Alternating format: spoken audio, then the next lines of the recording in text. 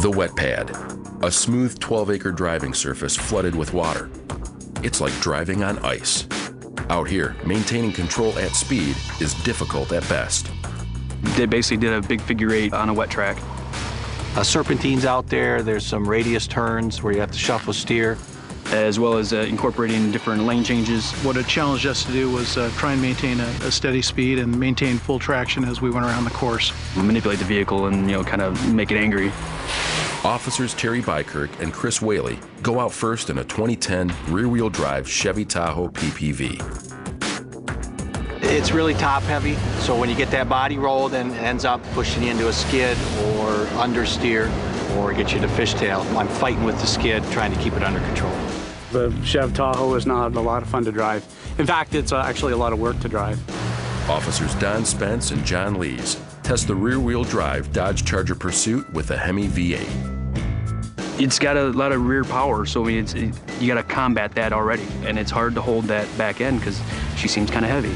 Once I got it into the corner, especially if I applied any type of throttle to it, it would go into a oversteer situation pretty quickly.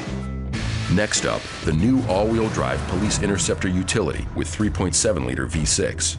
To keep this comparison fair, Ford engineers have disabled the electronic stability control in the Police Interceptor vehicles. Oh yeah, no question down this vehicle. It was easier for me to get acclimated to. It was in control at all times. It handled so well through the slalom section of the figure eight. The all-wheel drive utility vehicle with the 3.7 is quite amazing. It really is amazing engineering. Don Spence tests the all-wheel drive Police Interceptor sedan with the standard 3.5-liter V6. It was a lot easier to drive the Interceptor through that wet stuff. Less steering, it wasn't as much input into the car as the output it was giving you. You were actually accelerating through the turns on a wet pavement.